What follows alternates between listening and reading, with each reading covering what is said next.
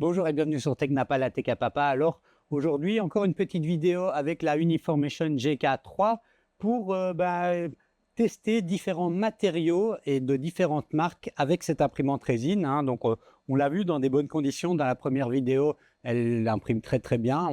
Franchement, c'est une imprimante que j'ai appréciée avec des résines normales, standards.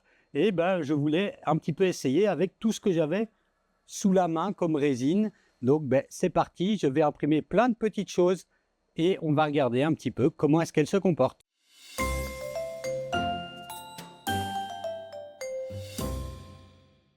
Bon, on va commencer avec la résine ABS-like de chez Uniformation. Alors, l'avantage de cette résine avec la machine, évidemment, c'est premièrement qu'elle arrive dans un format de bouteille qu'on peut mettre là directement au niveau du système de recharge de bouteille. Et donc, on n'a pas à gérer le bac, entre guillemets. Donc ça, c'est quand même intéressant. L'autre avantage, c'est qu'on a des profils qui sont tout faits. Et ça permettra de voir si les profils tout faits fonctionnent parfaitement. Alors, pour tester cette résine ABS-like de chez Uniformation, je vais faire ce Mentali en version Noël. Voilà, comme ça, on prépare Noël. Alors, c'est un fichier qui est pré-supporté dans la Litchi Library. Je vais l'imprimer comme ça. Mais je ne sais pas, moi je ne l'aurais pas supporté exactement de cette manière-là, donc je vais essayer, hein. On va voir si il s'imprime correctement ou si j'aurais dû m'écouter. C'est parti. Bon, ça s'est imprimé, hein, c'est déjà bien. Alors, est-ce que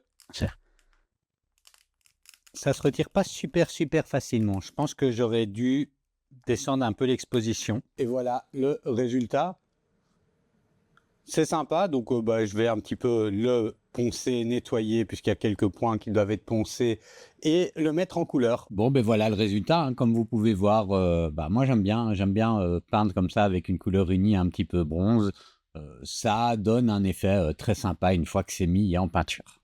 Alors, je vais commencer gentiment avec une résine de chez Inslogic, c'est la Pro en solide grey, et je vais trouver un petit modèle sympa à faire avec celle-ci. Alors voilà, ça s'est bien passé. Je vais devoir retirer évidemment les supports et nettoyer, mais j'ai pas eu de soucis, c'est plutôt propre. On regarde ça tout de suite une fois nettoyé. Bon, alors voilà, une fois les supports retirés et polymérisés, donc passés au four UV, j'ai un petit peu de ponçage à faire, mais on peut voir quand même que les marques sont assez réduites, hein, les marques de support. Donc voilà, hein, plutôt un résultat sympa.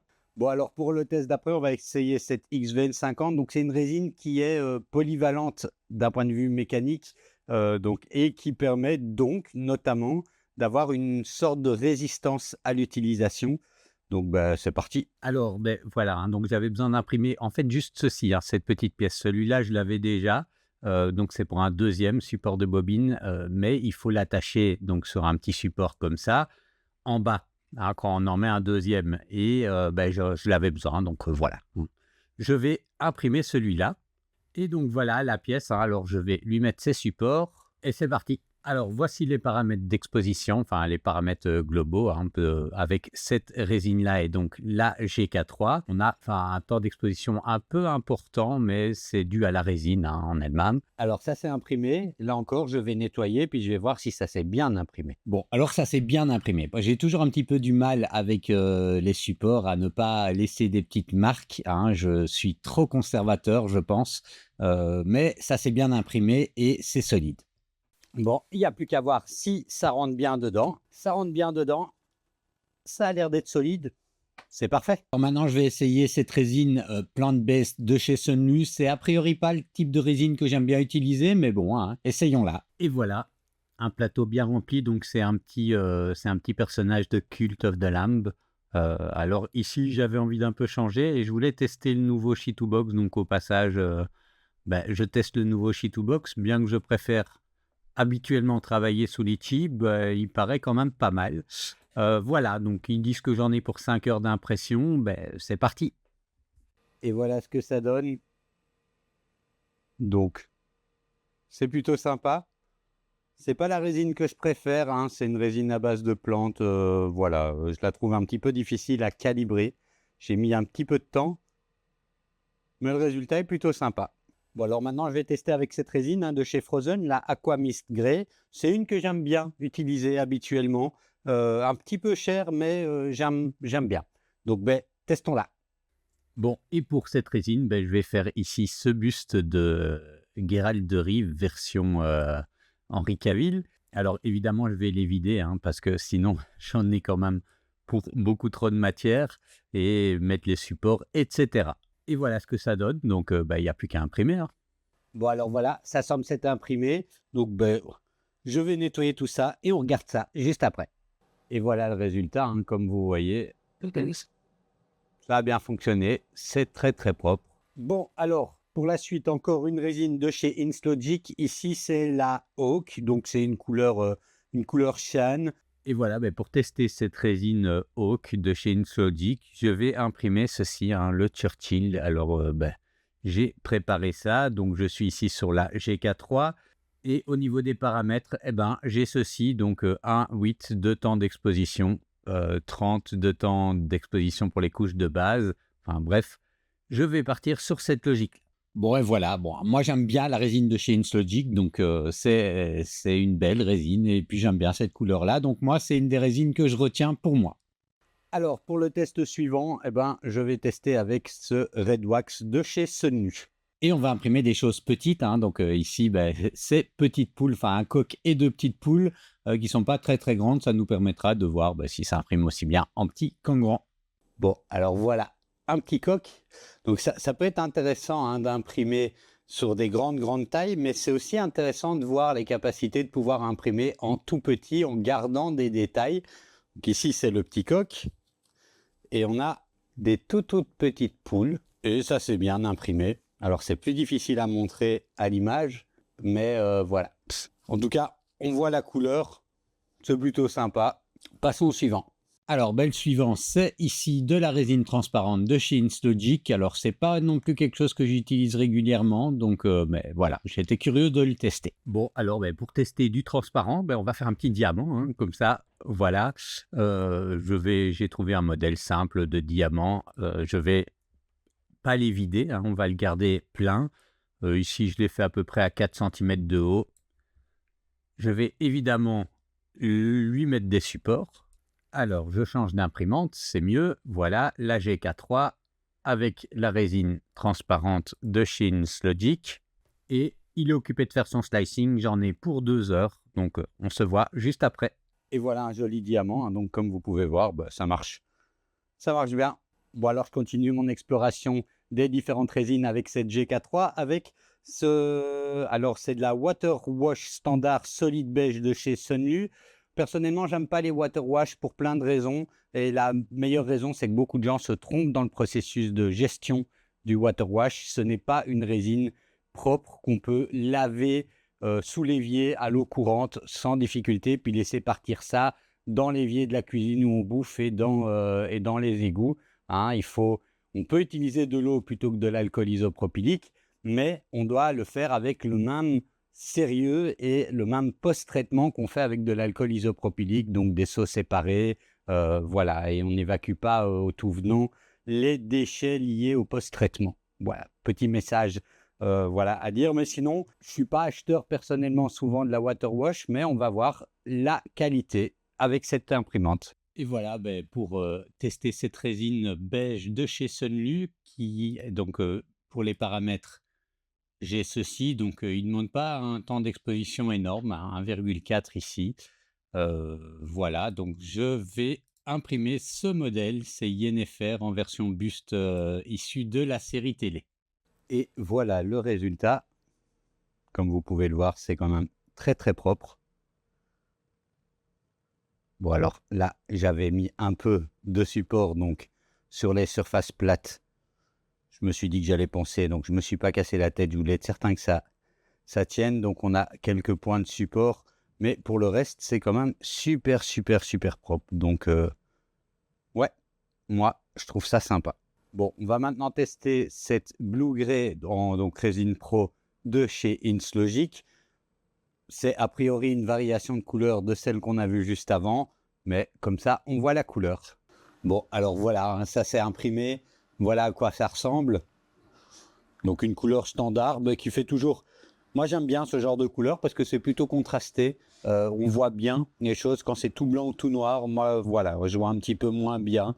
Et au niveau de l'exposition, eh ben, comme vous voyez, ça se détache facilement. Alors je vais la nettoyer et on va regarder le résultat. Et donc voilà le résultat. Alors à gauche, c'est celui que j'ai imprimé ici en résine avec la GK3 et à droite, c'est un imprimé en filament avec donc quand même imprimé fin hein, avec la bambou. Alors pourquoi je vous montre ça? Ben, déjà comme ça, vous pouvez voir quand même la différence de finesse entre les deux et surtout ça, c'est un modèle que j'ai fait moi et voilà, je préparais une impression pour une fiche Maker World. Donc dites-moi ce que vous en pensez. Bon, alors maintenant, on va tester cette nylon-like. Donc, c'est censé être très solide. Donc, on va faire un objet et puis on va tester sa solidité. Bon, alors, ben, j'ai besoin d'un support comme ça de bureau pour poser mon casque. Et donc, je comptais l'imprimer en nylon hein, ou voilà, en filament. Et je me dis, ben, puisqu'on a de la résine nylon-like, ben, essayons de l'imprimer en nylon. Bon, ben, ça s'est imprimé, hein, c'est déjà ça. À voir maintenant si ça fonctionne et que c'est solide et que ça s'emboîte bien. En tout cas, l'impression est plutôt propre. Alors voilà ce que ça donne. Ça a l'air d'être super solide. J'ai aussi ça et ben, l'important c'est de savoir si ça se visse bien. Et comme vous voyez, eh ben, ça se visse sans... Hop, avec ce bras, j'y arrive pas. Voilà, ça se visse sans difficulté. Si l'autofocus veut bien. Et donc, c'est ben voilà, hein, c'est parfait pour... je vais vous montrer là ce que ça donne et comment je vais m'en servir. Mais moi, ça me convient tout à fait. Et donc, voilà, hein, c'est... Bon, donc c'est un repose-casque. La question est de savoir, est-ce qu'il est solide? Est-ce qu'on peut le visser et que ça tienne bien? Ben, la réponse est oui. Et est-ce qu'il est solide?